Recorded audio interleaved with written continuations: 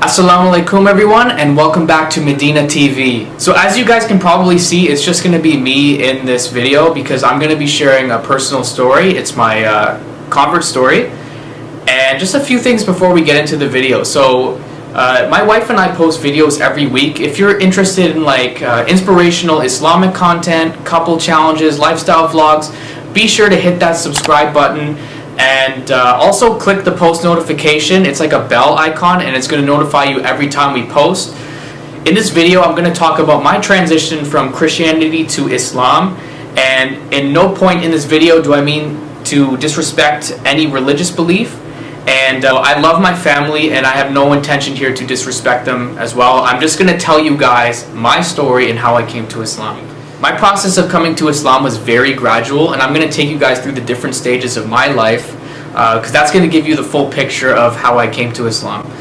So growing up, I came from a town outside of Toronto, Canada. It's a small town. Although there was some level of multiculturalism, most people were Christian and white, and so my family was Christian. My mother's Catholic and my father just identifies as Christian. I went to Catholic elementary school, Catholic high school, and Catholic church as well. And I always had a firm belief that God existed throughout my life. The thing is, when I didn't feel that strong connection when I went to church. So I would sometimes go to church, especially on Easter and Christmas time, but I wasn't someone who went to church every single Sunday. And I didn't feel that strong of a connection with God, and I didn't really understand a lot when I went to church. The same thing, even though I went to a Catholic elementary and high school, I didn't feel I really learned a whole lot about Christianity, even things learning how to understand the Bible, for example. I didn't really feel I learned very much. However, I still always maintained that strong faith in God. In terms of Islam, I didn't really actually have a whole lot of exposure to it growing up. The only things I was really told about Islam were ideas from my parents and from the media, and they're basically Muslims are terrorists, they're there to cause harm, you shouldn't associate with these kind of people. And so I didn't really pay too much mind to it at first because I wasn't really around Muslims. However, when I graduated from high school, things changed quite a bit. So I went to a university that was only 10 minutes away from my small town, and I noticed there were quite a few Muslims.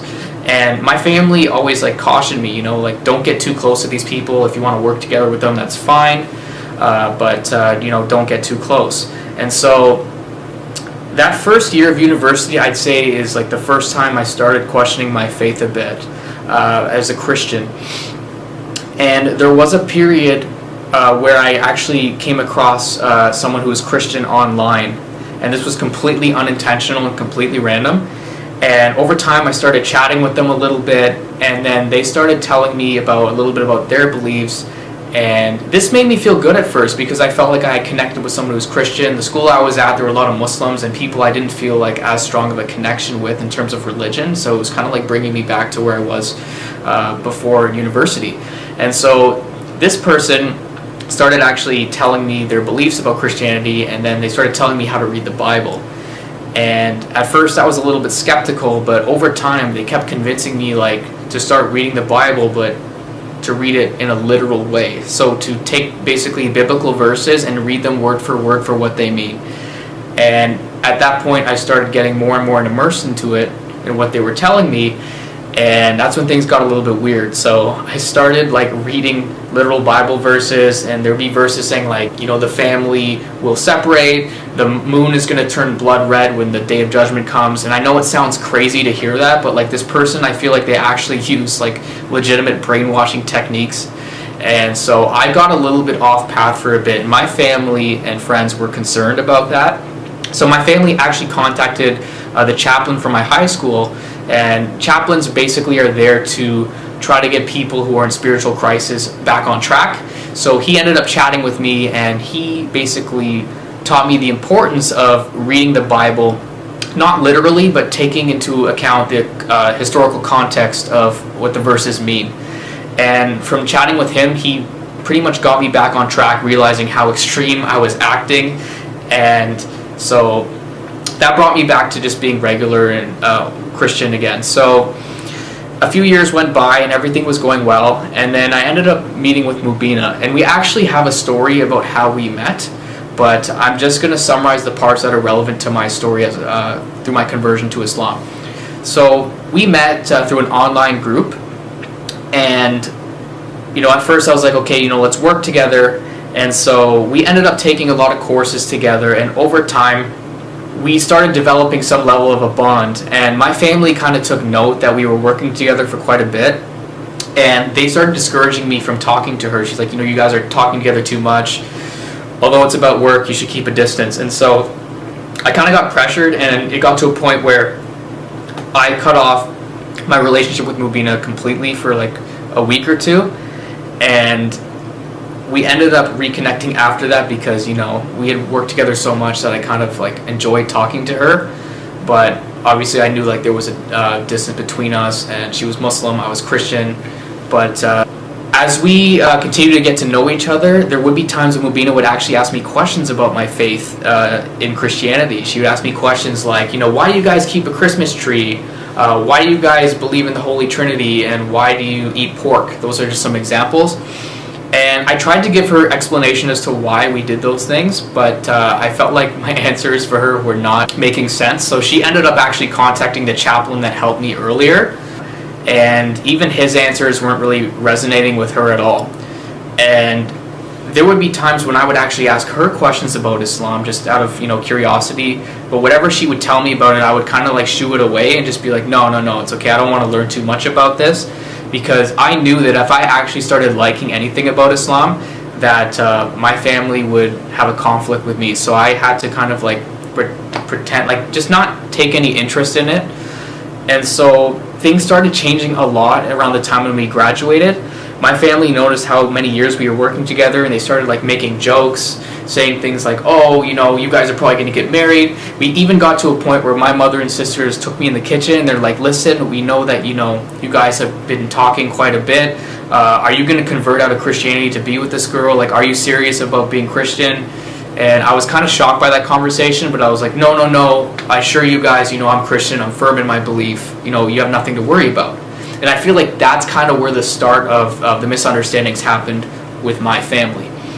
And so we graduated school, and Mubina and I were in a bit of an awkward position because we didn't really have any reason to continue talking, and I understood Islamically that, as a Muslim, we could work together, like her and I could work together, but we couldn't really maintain any relationship outside of that. And seeing as we weren't working together, we had to kind of make some decisions, and I started taking it upon myself to start chatting with other people because I had moved out for graduate school at that time, and I started trying to meet new people, and I knew that like our relationship was kind of like in a difficult spot. And so long story short, I had to really reflect on our relationship and our direction, and after thinking about it for like a whole afternoon, I realized that I didn't want to continue without Mubina in my life. And so at that point I confessed to her that I think I had feelings for her, and I knew that she had feelings for me, but we both realized that we still had that religious barrier coming between us. And living at home, I never really gave Islam a chance because I knew about the conflicts that would happen, and Mubina took more of an effort to really understand Christianity. So I felt like it was only fair at this point, now that I'm free to learn about Islam, that I would actually give it a chance. And so I told Mubina, there's no way I'm going to convert for you. I don't even believe in Islam. There's a lot of questions I had and doubts that I had about Islam, but I told her, I'll give it a chance. Let me research it a little bit and learn more about it. And so I started researching, I started watching videos, I started asking her more questions about it. And the more and more I learned about Islam, the more I realized like, wow, I actually kind of like this. It makes a lot of sense.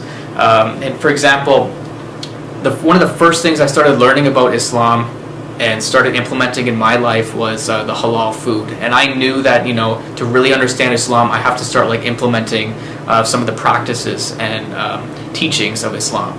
And so I started actually learning about halal food, started learning about the ingredients. I actually went to the grocery store and started picking out some halal food. So there was a point where I was eating halal food and haram food at the same time. Eventually, though, I started gradually eating just halal food, and I actually even went and threw out all my haram food. I started learning about the prayers, and what I really liked about the prayers is that like it had a structure. So I started learning the movements of the prayers. I started praying at certain times, even at Fajr in the morning, and I was like, wow, this really must keep you guys on track, because I felt one struggle as a Christian was there was no structure with the way I pray, with the way I give charity. Like I felt like I wasn't really having as strong of a connection with God because I wasn't able to. Like I didn't really have any structure and ability to keep that strong relationship with God. And I felt like Islam was bringing me to that, and I just felt like amazed and kind of embarrassed, because I was there giving Mubina such a hard time and bashing her for like her beliefs in Islam for like 4 years. And then I finally realized, oh wow, like I was like, oh, like I was completely wrong about this the entire time. So I told her, I'm not ready to like convert or anything, but I want to continue learning about Islam. However, things kind of happened very quickly this one day. So it was Father's Day in like 2018, and I ended up going home to visit my family. And this is where I started feeling like I was in a bit of an identity crisis, and it happened very quickly. So I was still Christian, but I went to my family's home and they gave me snacks, and I read the ingredients and I knew they were haram, so I had to kind of like say, oh, thanks for the snacks, but like I had to kind of accept it but not show that I wasn't going to take it. And then they had steaks because it was a barbecue, and I was like trying to dodge it and be like, no, just give me the fish and some vegetables. I don't want the steak right now, right? So I was having to kind of hide what I was eating. And then when I was at their house, I'm like, you know what? I don't feel right doing this. I do not want to hide my identity. And so I quickly ran upstairs. I grabbed my box of memories, anything I could fit in there. I basically put everything in there because I knew that I wanted to convert at that moment. And I knew that my family was not going to support my decision since they really had a strong dislike for Islam. So I basically grabbed whatever I could carry, and I just told them, I'm going to take this to my new place. What happened was, on the drive home, I knew for sure, like, I want to convert, I want to say my Shahada now, because I'm not the type of person who's going to hide my identity, and I'm living alone, so I have an ability to do this now. And so I told Mubina as soon as I came home, look, I want to convert, I'm ready to do this now. And she was shocked. She's like, what? Wait a minute, aren't you still like trying to learn more about it? Like, you said you're not ready to do this now. And I told her, look, I went through some things today and I thought about it, and like, I'm ready to do this. And I'm not necessarily like the most spontaneous like that, but I just knew at that moment it was the right time. So I ended up taking the Shahada, and alhamdulillah, I became Muslim on Father's Day in 2018. So after converting, I felt like such a relief. I know like some converts, they get very emotional, and I did feel very emotional in ways, especially like when I was saying the Shahada and everything. But for me, it was more like a relief, because I felt my entire life as a Christian that like I didn't know how to be close to God, and I always wanted to. And I felt like, my journey, like things were finally coming together in a way where I was feeling at peace. And so for me, it was just like kind of like, thank God, like a relief type of moment for me. And I was very grateful for that. But after converting, I knew there were still some challenges ahead. So I just started a new position, as a master's student, and I just started a few months ago. And so I was a little bit concerned growing up with all these negative stereotypes of Islam. Like, what are my coworkers going to think about me converting? And then I was like, what are my friends going to think about me converting? And then I was like, oh no, what are my family going to think about me converting? And so I took things step by step. So first I told my coworkers, they were accepting of it. I was kind of surprised. I told my friends, they were accepting of it. I was, again, surprised, but like, I was like, the next challenge is telling my family, and I knew that was going to be really difficult. So I spent like the next month thinking about what's the best way to tell my family about me converting. At first I was thinking, well, I could tell them in person, but then I was like, what if it's hostile? What if they completely like what if it's like a big conflict? And so I thought again, and I was like, maybe I'll tell them on the phone. But then I was concerned that I wouldn't get my message across and I'd be very emotional about it. So I'm like, maybe the best step would be to message them first about this, and then maybe we can transition to a phone call. So I put together a message, but when I did that, I thought to myself, I'm like, you know, I want to pursue a relationship with Mubina, and I want to convert to Islam. I don't want to keep shocking my family, so why not put everything in one message and just get the big shock over with, and then we can hopefully move on. So in that message, I mentioned to them in summary that I converted to Islam and I want to pursue a relationship with Mubina. And I knew that they weren't going to take it well, and that's sure enough what happened. So my family were really disappointed and upset with my decision. And I knew that they weren't really going to be a state of reasoning why I was doing that, but I tried anyway to like reason and explain why I made that decision. They weren't hearing it. They even thought that Mubina brainwashed me into converting to Islam. And so through that process of reasoning with them for the next few days, they actually showed up at Mubina's home and tried to question and interrogate her about why I converted to Islam. Alhamdulillah, and thankfully they actually didn't find her family. And there were a few concerns I actually had with that, because for one, her family were feeling really distressed and scared because my family were trying to find them. And two, I was trying to leave a good impression, because I knew I was going to work towards a proposal with her family, and I didn't want them to think like I converted just for her, or I was doing this for the wrong reasons, and just to give off a bad first impression. And so thankfully things worked out and started cooling down. I was still in touch with my parents and trying to explain to them why I converted, but they still weren't happy with it. And then what happened was I was trying to get to know Mubina's family in this process, and it was very difficult for me because I was coming to a new religion. I was trying to understand their culture and respect their culture as well, and I didn't have my family support there, so it was just me entering a whole new family and getting to know them. So that was pretty challenging for me. And eventually, after gaining their approval to marry Mubina, we ended up getting married, alhamdulillah. The marriage for me was bittersweet because, the night before getting married, I even received some kind of disturbing and hateful messages from my family about, my decision to get married and to be with Mubina. And so that was on my mind a lot during the day we got married. Also, I didn't have anyone on my side attend our wedding because, it was just a lot to go through, and I just wanted to be married, and I didn't want the stress of like managing so much all at once. It was already very overwhelming. So long story short, Mubina and I got married, and ever since then I'm still trying to repair my relationship with my family, and it's been pretty difficult because 2 years later, where we are now, they're still under the impression that Mubina brainwashed me into this, and that I didn't have genuine intentions with converting to Islam. And so I'm still in the process of trying to reach out to them, but some of their messages have just gotten so disturbing that it's just been hard to keep in touch with them. So I would ultimately say to my family, guys, I love you, I care about you.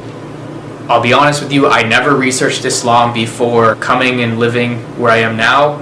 It's something that happened after I moved out, and something that happened very naturally. I did all the research myself for Islam. I only asked Mubina questions about it. I really don't have anything to lose, and I've been honest from the start. I understand why you guys would have the impression that you do, but I hope that someday, we can talk about it and, resolve these misunderstandings, because the things that you think about what happened with my conversion and with our relationship are not what actually happened. So I'm hoping that this video does clarify some of those misunderstandings, and also can inspire other people to see what it's like for a revert to come to Islam. I really greatly appreciate you guys hearing out my story. If you guys like this video, please click the subscribe button, comment your thoughts, let me know what you think of this story. We post videos every single Sunday, so stay tuned for that. And yeah, so take care, and look forward to chatting with you guys again soon. Assalamu alaikum.